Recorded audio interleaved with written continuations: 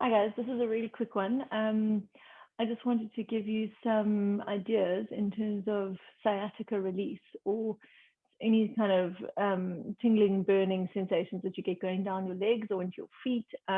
It's a pretty common symptom for disc problems in the lower back, as well as trapped nerves that go through the glute muscles. So we've got some small, tight little glute muscles that often can just pinch and tighten around the nerves and cause those neural symptoms going down the legs.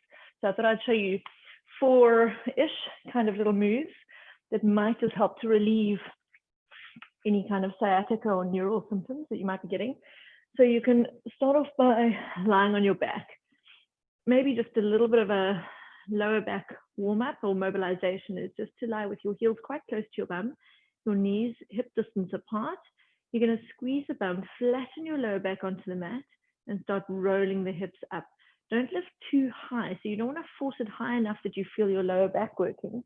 You literally just want to roll the hips up off the mat and then roll them back down and release them. So you're flattening your lower back onto the mat, you're squeezing the bum, you're pushing through the heels. So you're using your hamstrings and your bum muscles, and then you're rolling slowly back down. So you can just do that a couple of times, just to kind of wake up the right muscles. So the right muscles being your stabilizers of glutes, your hamstrings, and then maybe just engaging the lower tummy muscles just a little bit as you curl the pelvis upwards. So you engage there, you roll the hips up, squeeze the bum, and lift, and keeping your lower back entirely relaxed the whole time. And once you've done sort of 7 or 8 of those, let's just do one more squeeze in the bum, rolling the hips up. The back should be completely relaxed. The arms and the shoulders are relaxed. And down and release. The first one I want to do is just our standard glute stretch. So you're going to cross your left ankle onto your right thigh. You're going to hold behind your right thigh and lift that knee up. Get that knee up as high as you can, relatively comfortably. So you don't want to overstrain this one. And with all of these stretches or mobilizations, you want to be fairly gentle on a nerve because nerves can get inflamed quite quickly. So just pull that right knee up towards your chest so you feel a bit of a stretch in the glute. Try and get the shoulders down onto the mat, relax your neck, and then just lengthen your tailbone away from you just a little bit. So maybe a tiny arch into the lower back. But if you feel this one going into a muscular working in the lower back, then rather ease off that arch. So don't force your back to do anything that it's not entirely happy with. This should be relieving the pain, not causing more pain. And you hold your stretches for about 15 to 20 seconds. Taking nice deep breaths. And if you feel like that's not quite intense enough, then you can bend your left elbow and push out on that left knee and just see if that can increase the stretch a little bit. Be careful that your hips don't slide out to the right. So keep your spine nice and straight as you stretch the hips. And then you can release the back of that right thigh, but slide your left leg all the way across. So you're crossing your legs, your thighs over one another. Hold onto the shins and see if you can start moving your hands down towards your ankles, and you're pulling your ankles apart slightly. So you want to feel like your knees are as close to your chest as you can. Your ankles are being pulled apart, and you should feel, because your left knee is closest to you, you should feel a deep stretch in the left glute, deep stretch around that piriformis muscle. And the piriformis lies really close to the sciatic nerve. So if your piriformis gets tight or inflamed, or you've got a spasm there, then it's going to affect your sciatic nerve and cause those neural symptoms. And once you've held it there for about 15 to 20 seconds, also don't force this one. You can slowly release that and uncross the legs, place the left foot down and cross the right ankle over the left knee. Just lifting up that left knee, hold it for a few seconds so you get the stretch into the right glute, and then see if it feels okay for your back to do a little bit of an arch into the lower back, and maybe pushing out on that right knee with the right elbow slightly. So just get a good stretch into the glute muscles. That's your glute maximus that we're stretching, and a bit of medius. But it's important, again, not to force this one. the glutes often cause sciatic problems. So it's either coming from the disc, which there's a compression or a slippage or a degeneration or whatever. So there are a couple of disc issues that cause sciatic pain, but then there can also be muscular issues that cause a massive tightness around that, the sheath that the sciatic nerve runs through.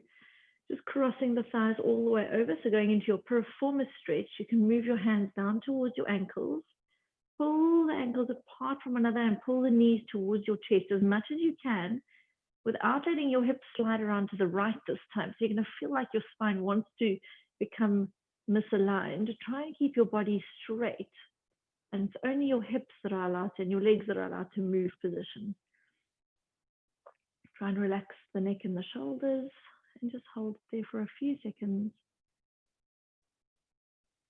Nice deep breaths. And you might feel that that stretch releases a little bit, and then you can pull a little bit more in the ankles.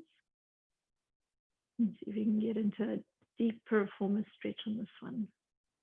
And then when you've done 15 to 20 seconds, gently uncross the legs and maybe just give the thighs a little bit of a shake.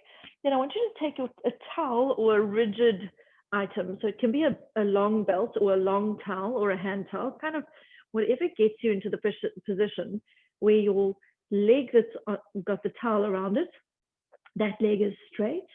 And then the leg that's left behind, you're going to straighten slowly down onto the floor. So you might find it's a bit of a hamstring stretch. You might also feel it more going into the calf, and that's fine. It's not too serious. This is a nerve release, remember? So long as that leg is straight, and it can be low down, that's fine. But I want your head and your shoulders back. So your towel or your belt needs to be long enough that you can have a straight leg and your head and shoulders are relaxed onto the mat. You're pushing the leg that's on the mat down into the mat. And then slowly, with a straight knee, that's important. I know I keep saying it, but it's important. So keep your leg straight. And then slowly start moving that leg across your midline, only a tiny bit. So mine can only go maybe 15 centimeters. And then I start feeling neural kind of symptoms going down the side of the hamstring. So it's not a hamstring stretch, it's definitely a nerve mobilization. You can't really stretch your nerves, you can mobilize them. So you're just holding that position. And again, don't force it too far, but it should be a little bit uncomfortable. So you will feel that discomfort in that neurological kind of stretch or mobilization. Keep that knee straight, don't let it soften. And then bring that leg all the way back.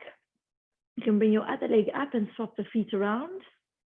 Place your leg that's just been stretched. You can put that one down flat onto the mat. Straighten the leg that's now got the towel around it.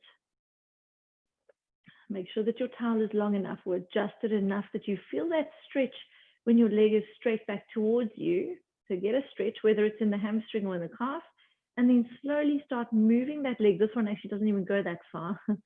Tiny bit across your body and just hold it there. It will be quite uncomfortable if the nerves are tight. So just hold it there, be very gentle. I can feel a bit of a tingling in my toes. So it is normal for your nerves to activate to some extent with this particular movement. Don't force it. If you feel uncomfortable in the lower back, you can maybe just engage the lower tummy muscles a little bit and protect the lower back. And again, holding it there for 15 seconds or so, not forcing it. And then slowly bring it back to the center, bend that knee, and you can take the foot out. Now the next one, you can come up and find a chair or something to sit on. Ideally with this one, you want to be able to sit so that your legs are at about 90 degrees. Maybe your bum is slightly above a knee height, so hips just slightly above your knees.